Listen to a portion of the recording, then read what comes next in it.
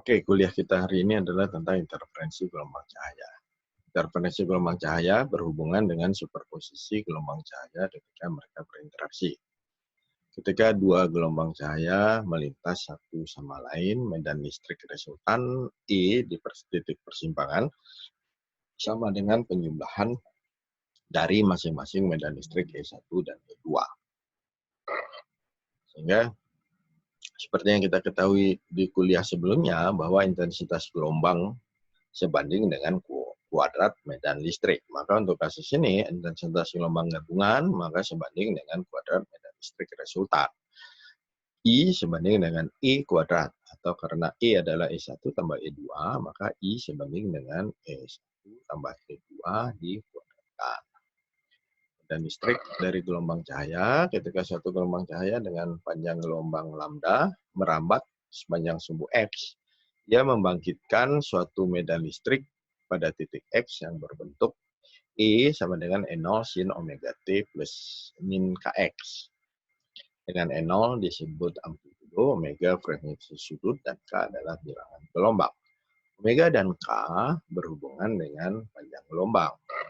Yaitu omega adalah 2pi V dibagi lambda, dan K adalah 2pi dibagi lambda. Ingat di sini bahwa V adalah laju kecepatan cahaya di dalam vakum sama dengan 3 kali 10 pangkat 8 meter per sekon kalau di dalam vakum. Nah, argumen di belakang sinus yaitu omega T min Kx ini kita sebut dengan fasa dari gelombang tersebut. Maka fasa bertambah dengan 2pi dalam satu siklus waktu pada posisi tertentu. Pada suatu waktu tertentu, T, fasa masih bergantung kepada X. Maka apabila saya punya dua gelombang yang sampai pada satu posisi tertentu, tapi dia menempuh jarak X1 dan X2, maka perbedaan fasa I pada satu saat tertentu itu sama dengan K kali X2 kurang X1. Seperti di slide sebelumnya bahwa K adalah 2pi dibagi lambda, sedangkan X2 kurang X1 saya sebut sebagai perbedaan lintasan dari dua cahaya dari sumber yang berbeda, yang saya definisikan dengan delta. Maka Pi adalah 2pi dibagi lambda kali dengan delta. Nah, di sini perlu diketahui bahwa nilai mutlak dari satu fasa tertentu tidak dapat diukur.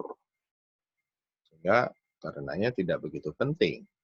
Yang kita perlukan di sini hanyalah perbedaan fasa dari dua sumber yang sampai pada titik tertentu pada waktu yang bersamaan. Nah, untuk kasus ini, bagaimana interferensi stabil bisa saya dapatkan? Karena cahaya biasa itu interferensinya tidak dapat teramati karena gelombang cahaya dari sumber cahaya biasa mengalami perubahan fasa secara acak kira-kira sekali dalam 10 pangkat minus 8 detik. Jadi dalam 1 detik sumber cahaya tersebut sudah mengalami 100 juta kali perubahan fasa. Dan lagi panjang gelombang cahaya cukup pendek, yaitu 4 kali 10 min 7 meter sampai 7 kali 10 min 7 meter. Sehingga interferensi dari sumber cahaya biasa praktis tidak dapat teramati oleh mata kita. Nah, bagaimana kita melihat fenomena interferensi ini? Jadi, agar interferensi stabil dan berkelanjutan dari gelombang cahaya dapat diamati, maka diperlukan dua kondisi yang memenuhi, yaitu sumber harus koheren, artinya sumber harus bisa mempertahankan suatu beda fasa yang tetap.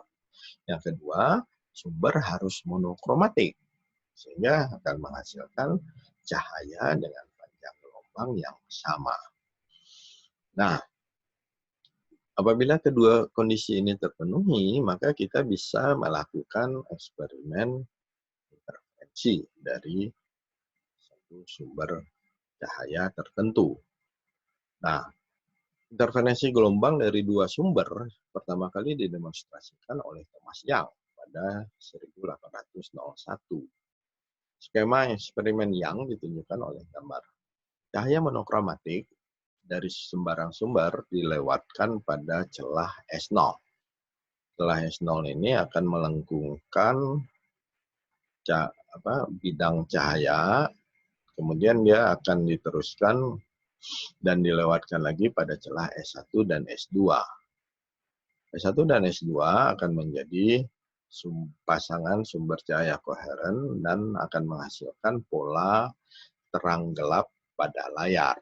Jadi apabila sistem seperti ini kita buat, maka sumber cahaya dari S1 dan S2 akan berinterferensi pada layar dengan membentuk pola terang dan gelap. Jadi fringi terang itu adalah interferensi maksimum yang terjadi pada layar, fringi gelap atau adalah interferensi minimum.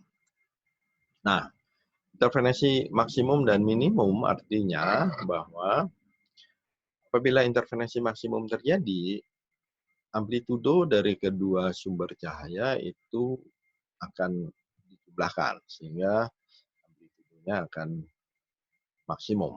Artinya pola cahaya yang datang itu kalau dia sedang membentuk gunung, maka dua-dua cahaya dari sumber S1 dan S2 akan persis datang membentuk gunung. Artinya beda fasa antara S1 dan S2 itu sama dengan 0 atau plus minus 2pi atau plus minus 4pi. Jadi ketika sedang naik, maka dua-duanya akan sedang naik. Jadi tidak ada perbedaan fasa antara gelombang dari S1 dan S2. Itu akan terbentuk fringi terang. Fringi gelap akan terbentuk ketika beda fasa antara sumber 1 dan sumber 2 itu saling meniadakan. Yaitu apabila sumber 1 sedang naik, maka sumber 2 akan sedang turun. Sehingga beda fasanya haruslah 180 atau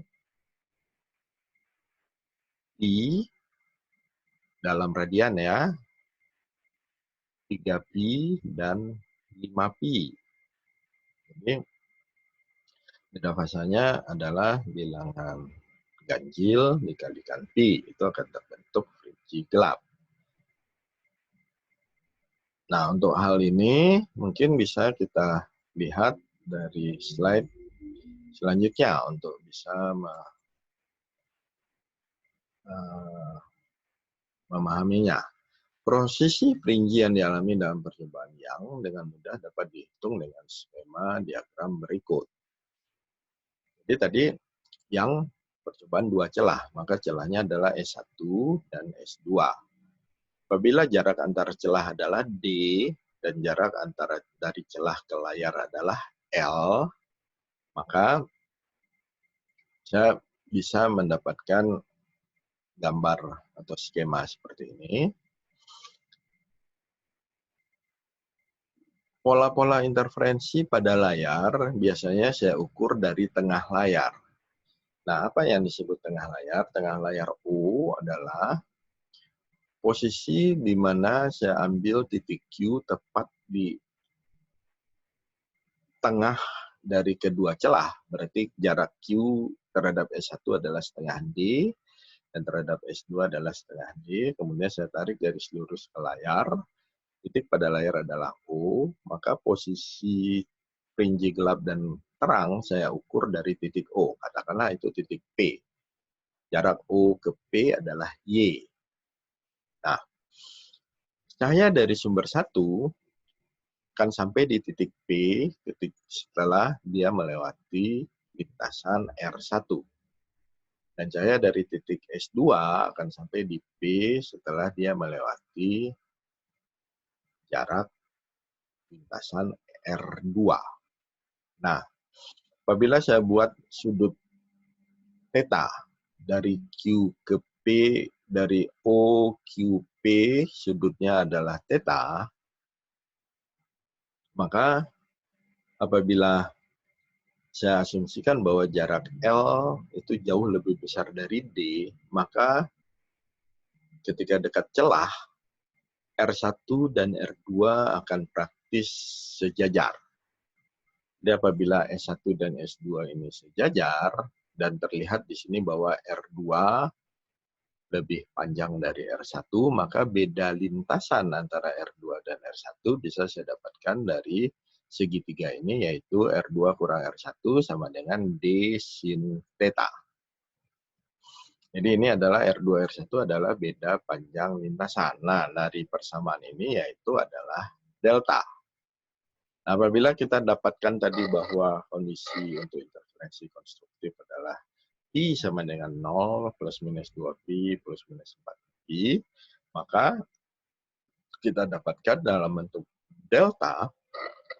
Delta saya adalah D sin theta dari diagram ini, itu sama dengan M kali lambda. Itu ketika saya masukkan delta saya adalah D sin theta dan syarat interferensi konstruktif saya masukkan di sebelah kanan sini.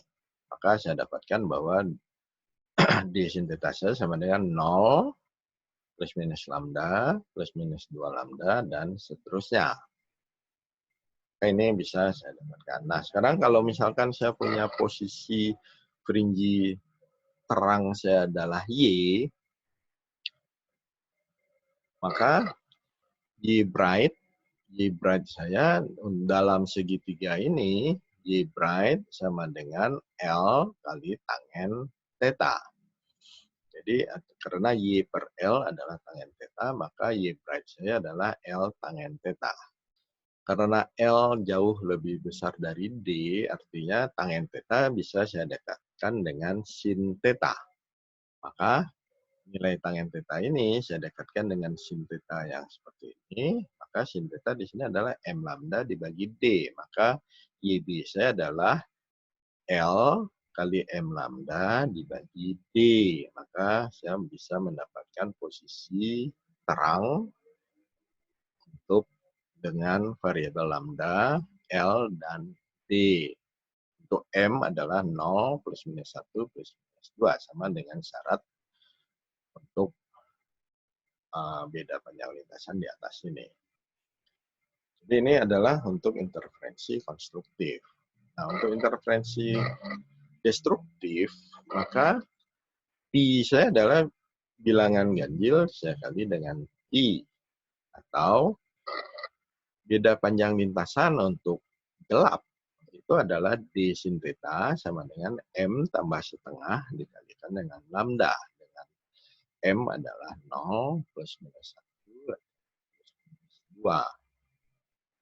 Nah, dari hal ini sama, kalau posisi fringe gelap saya adalah Y dark, YD adalah L tangen theta, maka tangen theta saya dekati dengan sin theta untuk kasus interferensi destruktif, maka LYD saya jadi L kali lambda kali M plus setengah dibagi D, atau lambda L dibagi D kali M plus setengah. Untuk M sama dengan 0, plus minus 1, dan plus minus 2. Nah, sampai di sini apakah ada pertanyaan?